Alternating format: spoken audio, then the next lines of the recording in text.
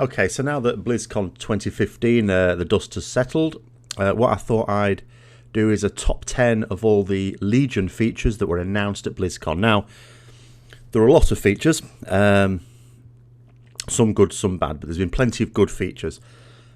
For this list, I've excluded things we knew about before BlizzCon, but it could include aspects of features that were new news during BlizzCon.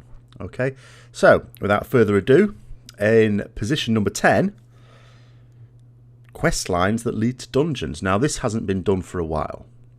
It's not a completely new feature. It used to be the case that major quest lines in a zone would then lead you on to a dungeon quest, and it was linked that way, but it hasn't been done for a little while. I think this is a really great feature. It does mean it does make for a more meaningful dungeon experience if you've actually done the quest leading up to it. It doesn't stop you doing the dungeons if you just want to run the dungeons, kill the bosses, get the loot. If you haven't done those quests, but again, it's a good reason to go back and finish off major quest zones as well. So I think this is a positive feature. In number 9, for me, it's the weekly glyph. The idea that there's this glyph you can use and it will last all week, and you can only use one glyph for that week. This has many useful benefits. In raiding, it's obvious. The example they gave was 10% damage against this named boss. So obviously, if you're up against that boss, proving a bit tricky, get all your raiders to use that glyph that week. That's a given.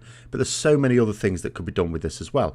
It could be increase your chance of getting like rare drops or something like that when you farm. You could have that on and out. It could increase the amount of resources you'll get if you're gathering for your gathering alts or even mains. There's so many really good bonuses you could give yourself. You could choose to give yourself according to what you intend to be doing on that character that week. And this is a really good idea. I never saw this one coming. Number 8, tackles is one of the things that in Legion is going to tackle the unsociability of being around people. It is a distinctly modern aspect of MMOs, I feel, that, and it's not just World of Warcraft that's guilty of this, where you want to essentially be solo for content that can be soloed. And when you see other people in an area, you think, oh, God. So my number 8 is shared nodes, gathering nodes, mining nodes, herbing nodes.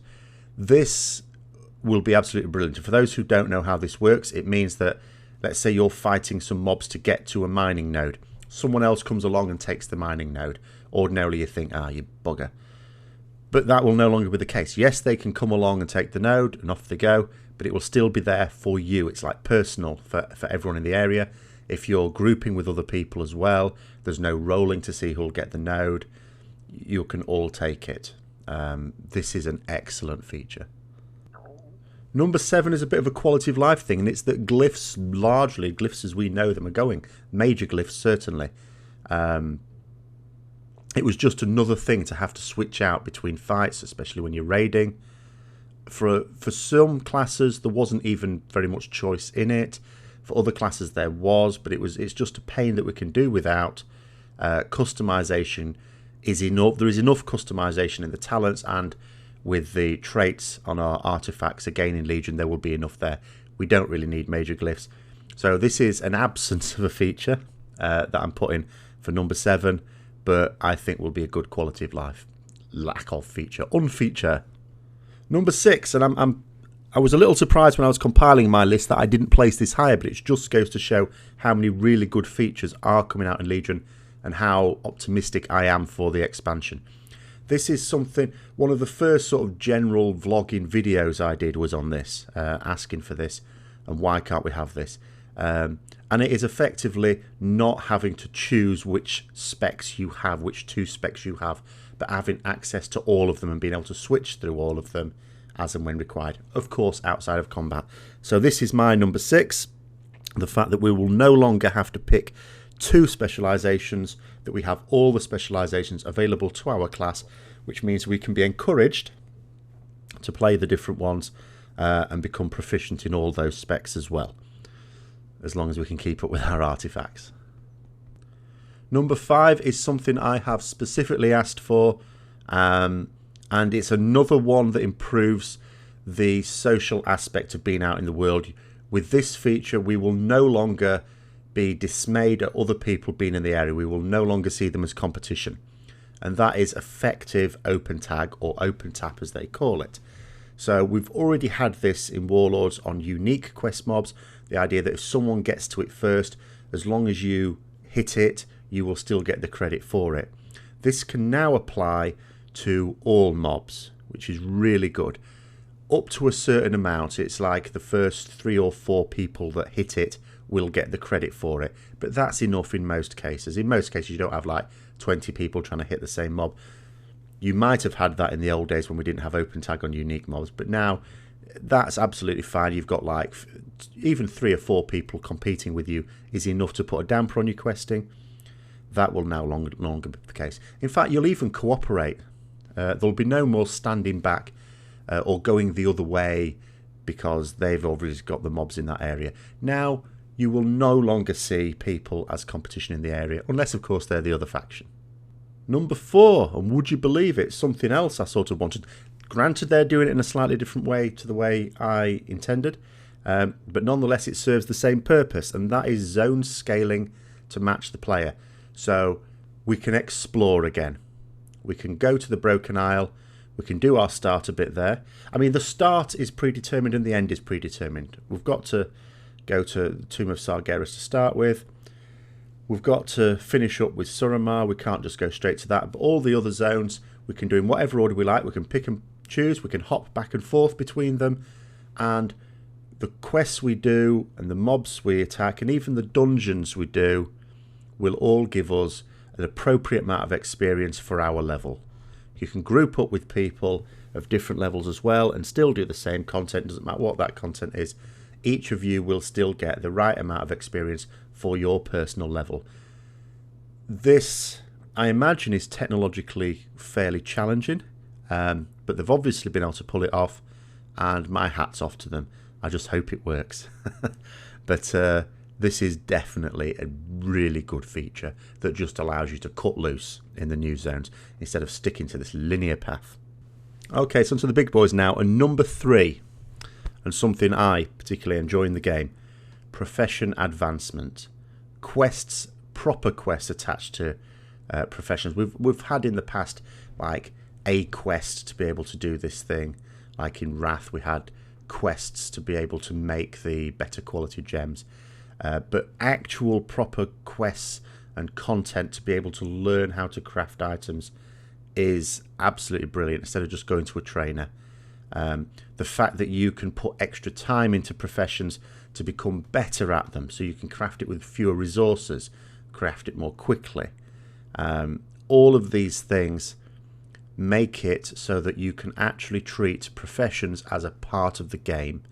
That you can actually spend your time on. You can become, just like you can become a specialist raider or a specialist challenge dungeoneer or a specialist PvP player, whether arena or battlegrounds. Now you can become a specialist crafter as well. Absolutely fantastic feature. Number 2 is a funny one. It is a feature I am a little worried about, I have to say personally, but for the vast majority of the player base, I think this is a stunning innovation, even though I might come to hate it myself, and that is Keystone and challenge dungeons. For those that don't know, the way that challenge dungeons are going to work is that you will have a keystone. Presumably one of these will be generated each week for you, is what it sounds like, and it will point you to a particular challenge mode. So you'll gather a group together, you'll go off in this dungeon, you'll have a time to beat. You beat the time, your keystone is empowered, which allows you access to another challenge dungeon, but you'll get better quality loot again if you beat the timer. But as it gets more powerful, there'll be features on it that act as barriers for you, which could empower the mobs in that dungeon in different ways, or could weaken you or your teammates in different ways, which have the effect of making the dungeon more and more challenging. which will, of course, if you manage to beat it, lead to better loot. And if you don't, you're still getting some loot. So the idea is you'll sort of settle on loot that is appropriate for the skill of yourself and your team. This does make dungeons relevant, I would say. I mean, I think myself certainly, and I think a lot of other people probably would have thought that they wanted to make dungeons relevant by incentivizing it by giving us better and better rewards, even though the dungeon would get easier and easier to do, as has happened in the past. No, this is completely different. And for those who don't really want to step up to raiding, those who say they want small sociable groups to do endgame content, this is absolutely a way to do it, isn't it? You cannot argue with this. 5, nice cozy size group, get a group of mates.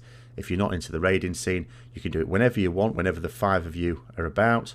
Share each other, each time use a different person's keystone, because you'll want to trust your group. Whoever's putting their keystone up to the hazard, if you don't beat the timer, it depletes. So you want to know that you can trust your group. This is absolutely fantastic for that group of players for whom LFR isn't challenging enough, but can't or won't commit to the schedule for actual serious raiding. Okay, and number one.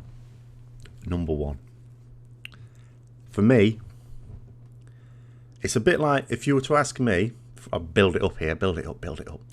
If you were to ask me what is the greatest feature that was ever added to World of Warcraft since the game came out, and for me, it's AoE looting. Absolutely, AoE looting. So, based on that, it might come as no surprise that for me, the standout feature was outfits. Now, we knew about the new transmog system before BlizzCon came out. We knew that we were going to be able to store anything that's ever bound to us gets stored, and then we can chuck it away. It saves all that bank space. So that we knew. But what we didn't know is just how far they were going to go with this system. The fact that you can not only have favourites for certain things, that's fairly, you could predict that based on how it works with mounts and toys. But the fact that you can set outfits and you can share these with other players, and that you can set a different transmog for each of your specs, and it will automatically switch to them when you change specs. And that can include having show helm on one spec and hide helm on another, and again it will automatically switch. So for me, the number one feature, the feature I am most excited about, and I cannot believe it's not the professions, and I cannot believe it's not open tag, and all the other things I asked for, I cannot believe it's this feature. But for me, I just look at it, and I've slept on this a couple of nights, and I keep thinking, do you know what? No, this is the feature I am most looking forward to. Outfits. So those are my top 10.